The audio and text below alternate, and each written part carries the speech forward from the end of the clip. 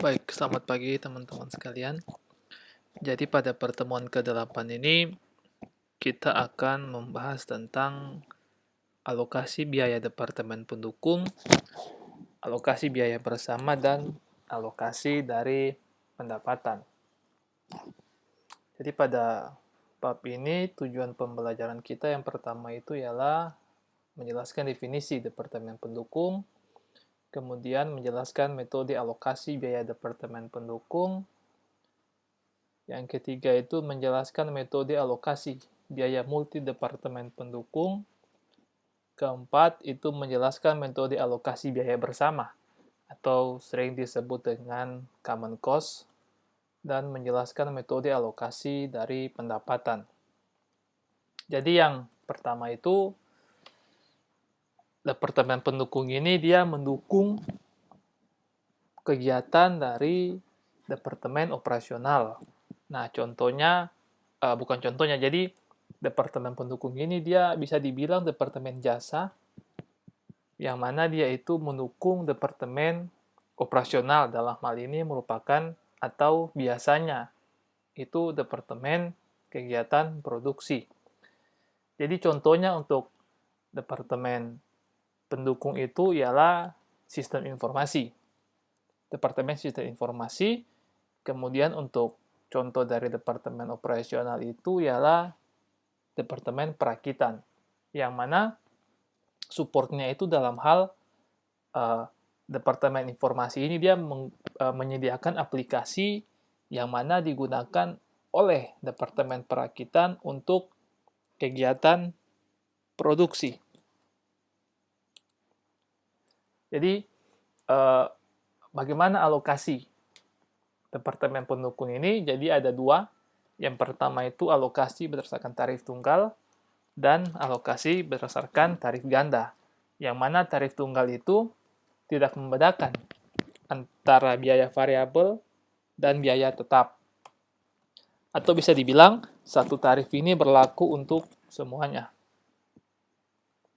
Nah, sedangkan tarif ganda ini membedakan biaya tetap dan biaya variabel, yang mana biaya variabel ini dialokasikan berdasarkan aktual yang terjadi, sedangkan biaya tetap ini dialokasikan berdasarkan budgetnya atau yang dianggarkan. Untuk mempermudah pemahaman, saya memberikan contoh, misalnya, jadi kapasitas praktis dari sebuah mesin itu ialah 18.750 jam. Jadi adapun biaya tetap operasional itu sebesar 3 juta, yang mana range-nya itu mulai dari 6.000 jam sampai dengan 18.750 jam. Nah, kemudian untuk penggunaannya, jadi untuk divisi baterai misalnya 8.000 jam, kemudian divisi chip itu 4.000 jam. Jadi total penggunaan dalam hal ini adalah quantity dalam jam itu sebesar 12.000 jam. Kemudian juga ada pun informasi biaya variabel per jam itu sebesar $200 per jam. Nah, penggunaan aktual dalam jam ini untuk divisi baterai itu sebesar 9.000 jam, divisi chip ini sebesar 3.000 jam, sehingga total aktual dalam jam itu sebesar 12.000 jam. Jadi, berapakah alokasi ke divisi baterai dan chip berdasarkan metode tunggal dan metode ganda?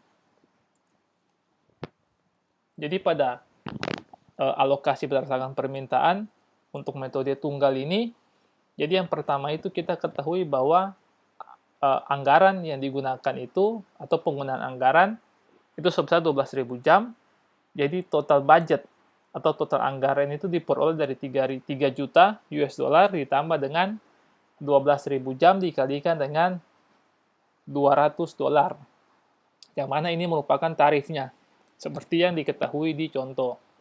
Nah, sehingga untuk total budget atau total anggaran ini sebesar 5.400.000 US dollar. Jadi, kemudian dari angka ini kita menghitung tarif per jam. Jadi 5.000 $5.400.000 ini dibagi dengan 12.000 jam, sehingga diperoleh $450 per jam. Jadi untuk alokasi ke divisi baterai dan ke divisi chip ini menggunakan tarif tunggal sebesar $450 per jam. Nah, untuk alokasi divisi baterai ini 450 dikalikan dengan penggunaan aktual sebesar 9.000, sehingga alokasi untuk divisi baterai ini sebesar $4.050.000. Sedangkan untuk alokasi ke divisi chip ini tarifnya itu sebesar 450 dikalikan dengan penggunaan aktual sebesar 3.000 jam, sehingga diperoleh $1.350.000.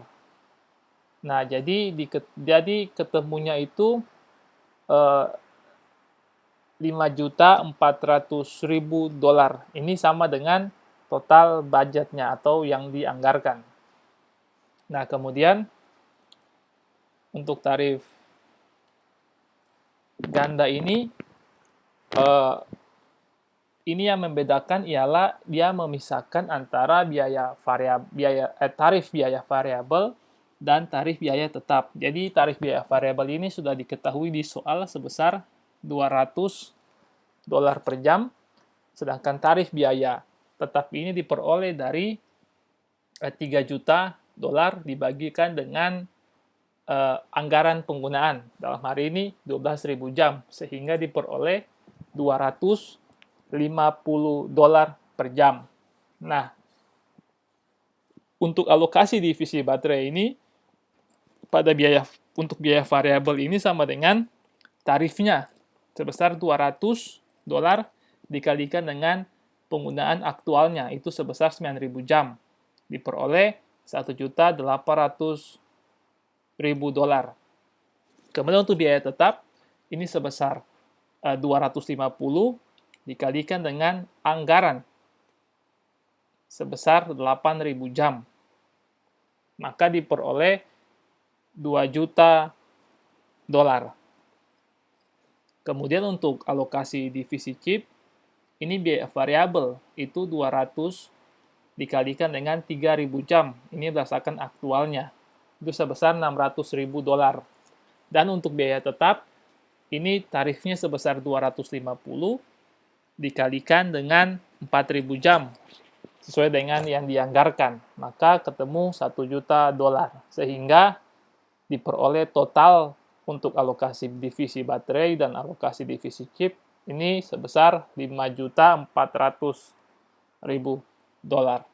Jadi angka ini sama dengan yang total budgetnya sebesar 5.400 atau sebesar $5.400.000. Kemudian selanjutnya itu alokasi biaya multidepartemen. Jadi sama halnya dengan pada alokasi pada biaya departemen, itu departemen pendukung itu dia mendukung kegiatan operasional. Contohnya itu misalnya departemen sistem informasi dan departemen perawatan pabrik. Nah, sedangkan untuk departemen operasional yang mana digunakan atau kegiatan produksi atau melakukan kegiatan produksi ini, contohnya departemen perakitan dan departemen permesinan. Jadi, bagaimana sih alokasi untuk departemen sistem informasi ke departemen perakitan, dan juga sistem informasi ke departemen permesinan, begitupun juga dengan sistem perawatan pabrik ke departemen perakitan dan ke departemen permesinan. Nah, yang menjadi titik yang membedakan antara alokasi biaya departemen dan biaya multidepartemen itu ialah adanya penggunaan sumber daya antar departemen. Yang mana ini yang menjadi pembeda atau menjadi titik permasalahan dan bagaimana perusahaan dapat melakukan alokasi antar kedua departemen pendukung ini. Jadi, alokasinya itu ada 3 cara. Yang pertama itu ada metode langsung. Yang kedua itu metode step down. Yang ketiga itu metode timbal balik. Jadi metode langsung ini dia hanya mengalokasikan biaya departemen pendukung ke departemen operasi tanpa mengalokasikan biaya sesama departemen pendukung.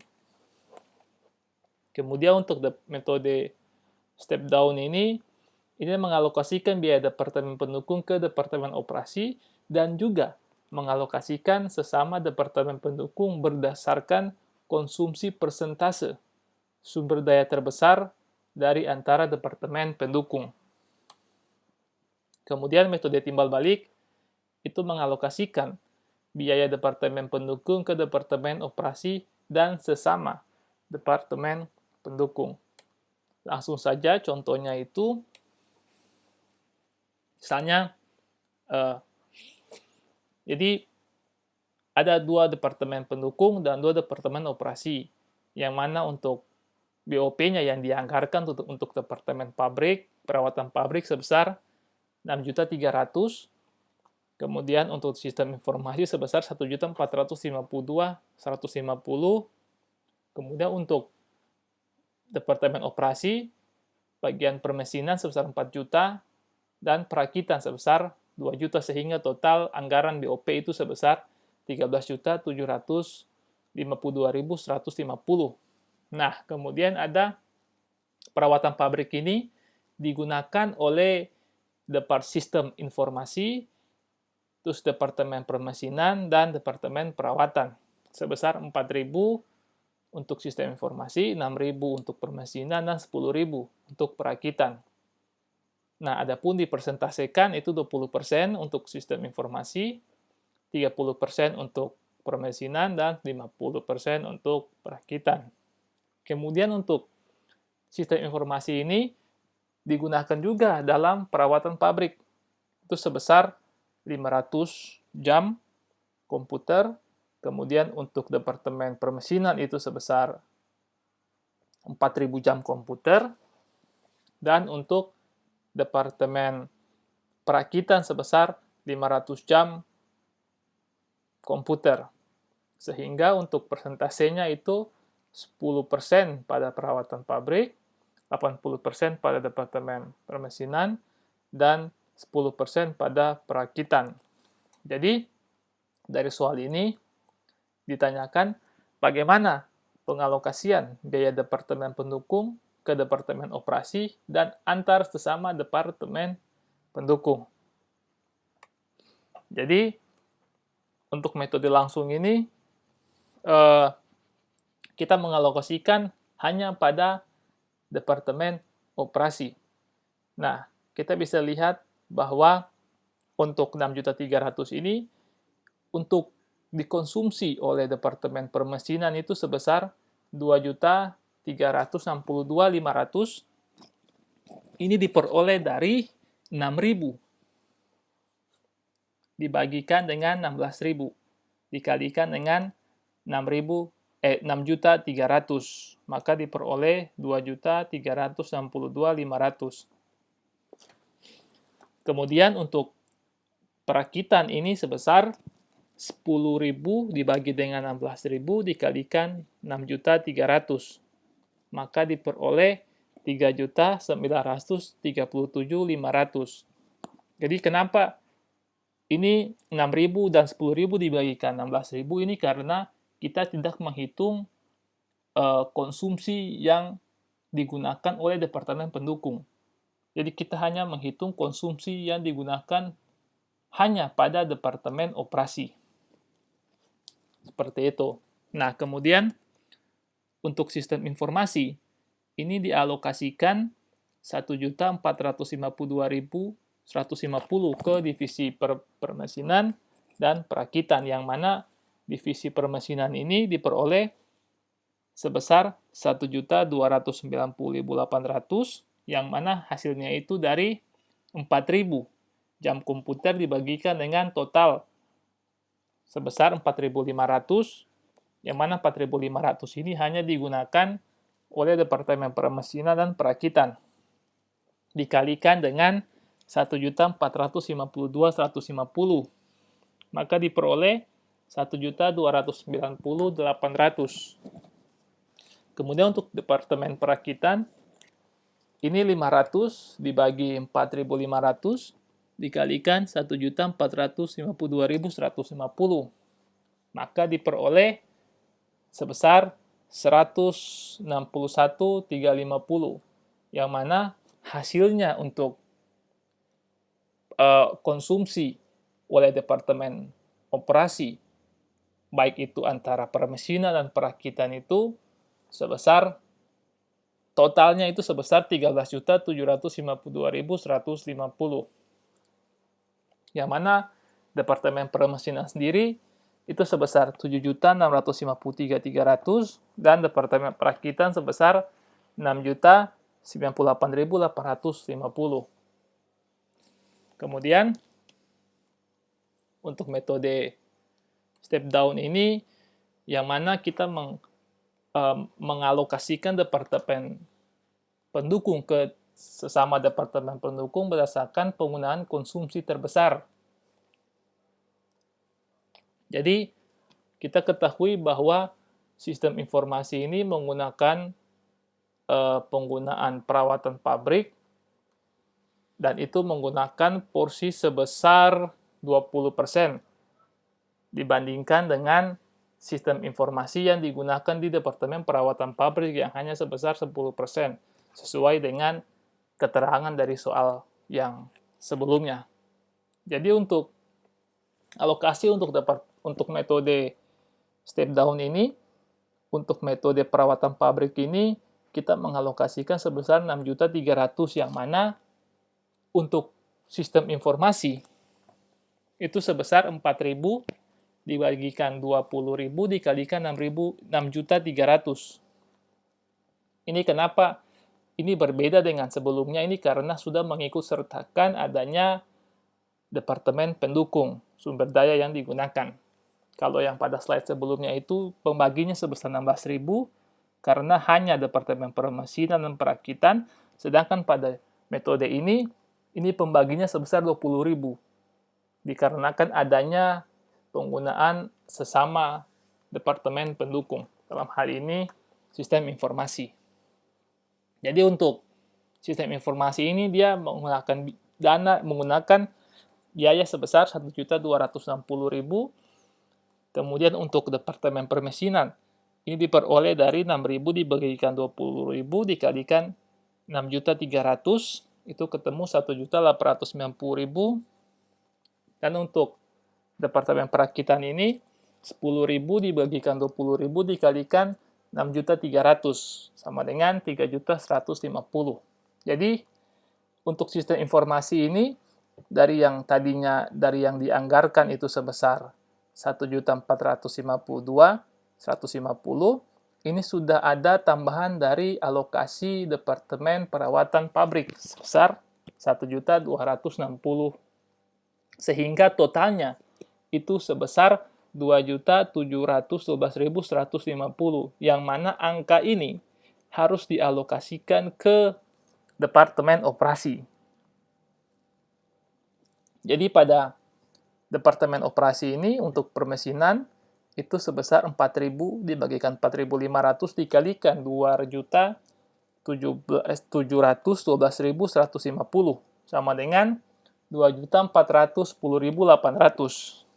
Sedangkan untuk Departemen Perakitan itu diperoleh dari 500 dibagi 450 dikalikan 2.712.150 sama dengan 1.350. Maka untuk Departemen Operasi ini, untuk Departemen Permesinan sebesar total biaya operasi sebesar 8.300.800, dan untuk Departemen Perakitan sebesar 5.451.350, yang mana totalnya itu sama dengan 13.752.150.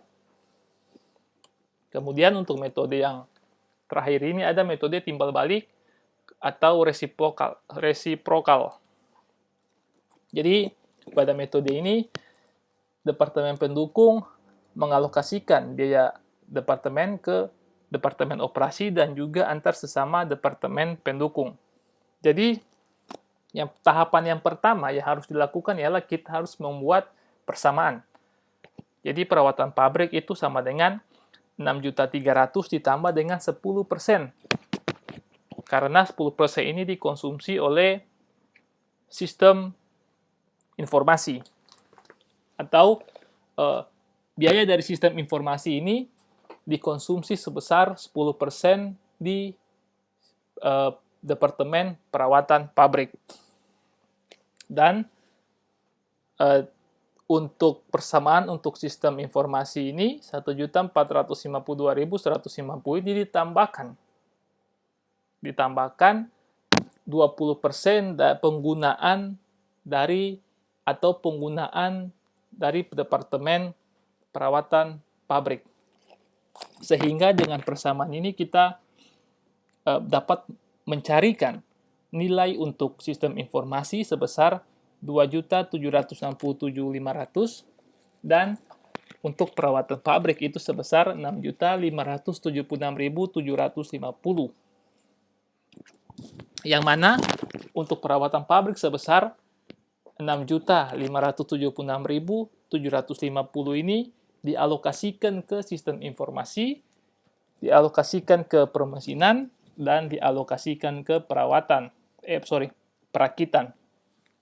Jadi untuk dialokasikan ke sistem informasi itu sama dengan 4.000 dibagikan 20.000 dikalikan 6.576.750. Itu sama dengan 1.315.350. Kemudian untuk Departemen Permesinan itu sebesar 6.000 dibagi 20.000 dikalikan 6.576.750.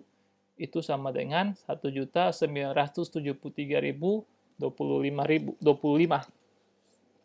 Kemudian untuk Departemen Perakitan itu 10.000 dibagikan 20.000 dikalikan 6.576.750 sama dengan 3.288.375. Nah, jadi setelah dialokasikan sebesar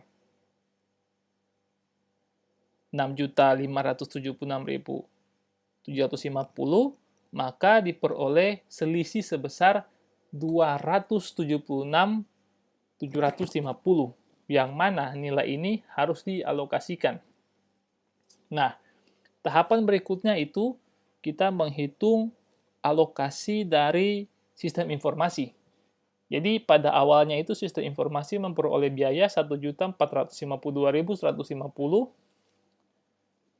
ditambah dengan 1.315.350, maka diperoleh 2.767.500. Nah, jumlah ini sama dengan jumlah hasil dari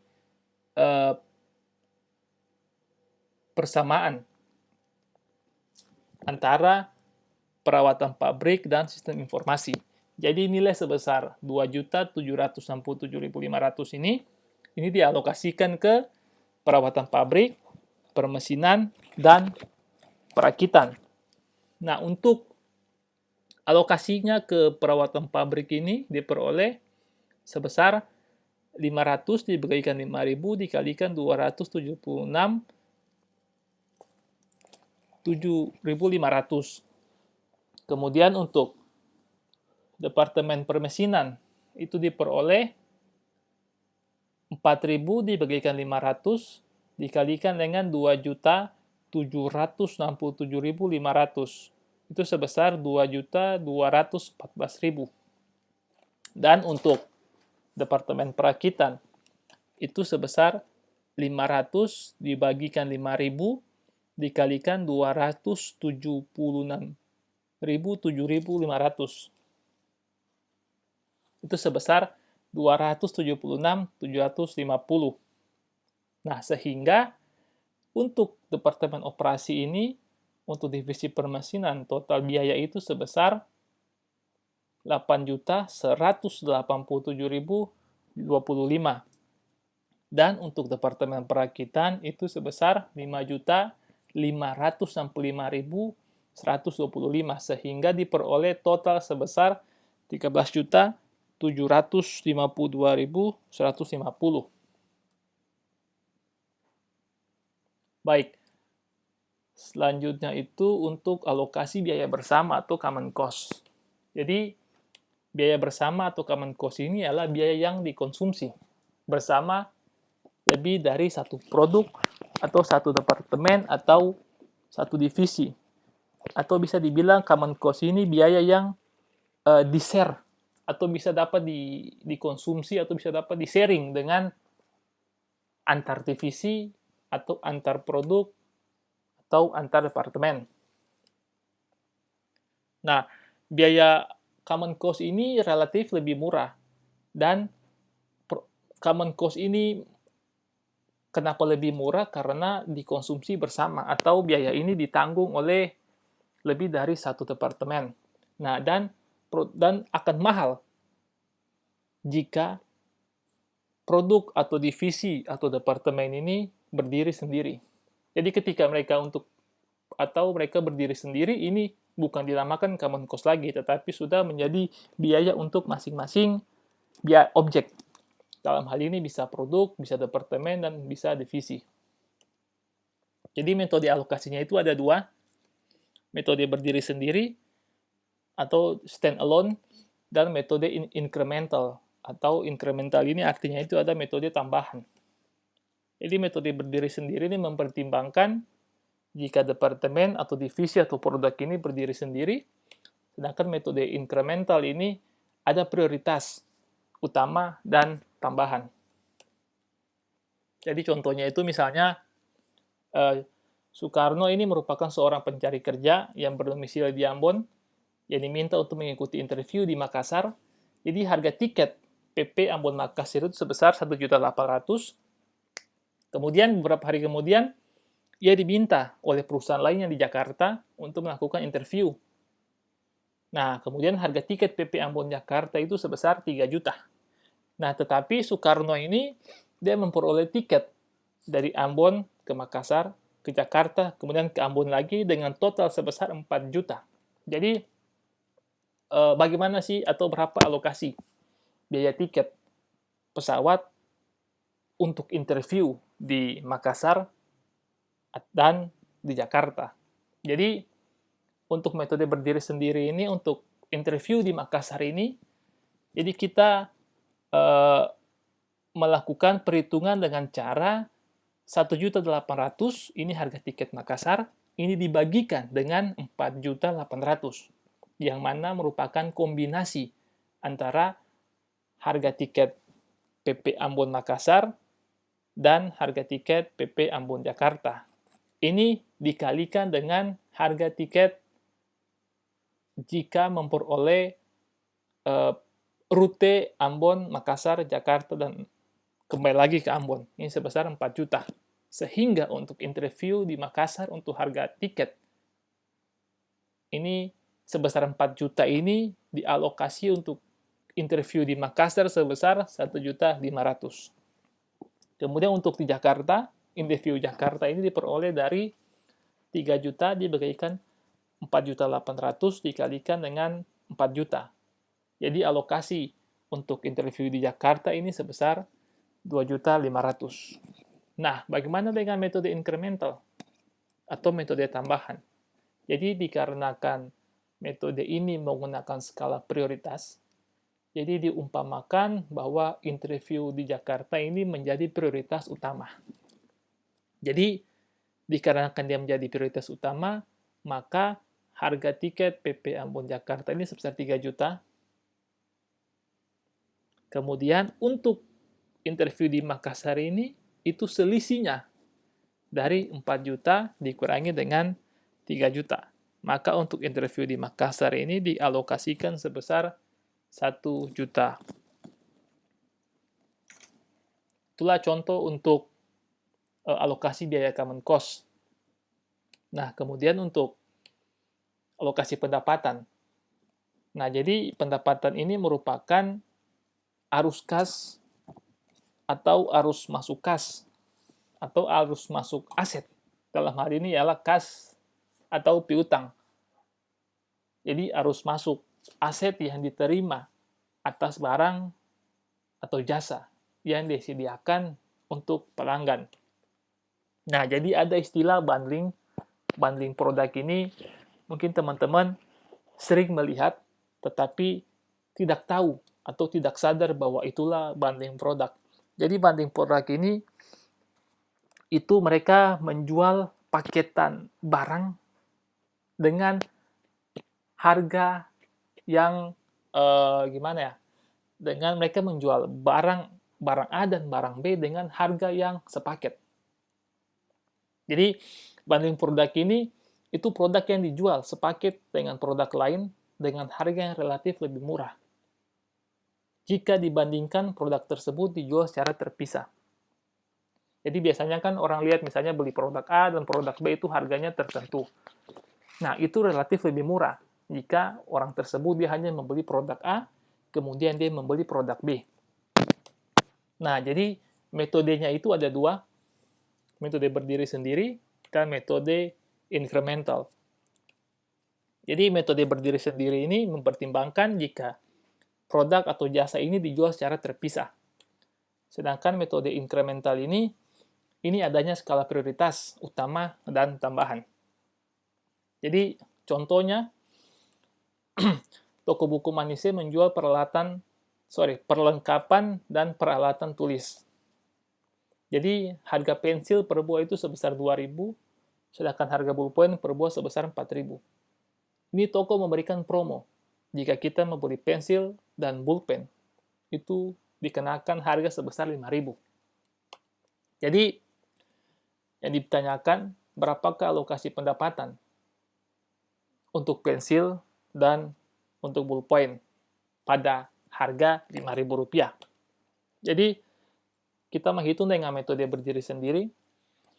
Itu yang pertama, kita menghitung pensil, itu 2.000 dibagikan dengan 6.000. 6.000 ini jika pensil ini dijual sendiri dan pulpen dijual sendiri. Itu 2.000 ditambah dengan 4.000. Itu dikalikan dengan 5.000. Maka untuk alokasi pensil itu sebesar 1.667.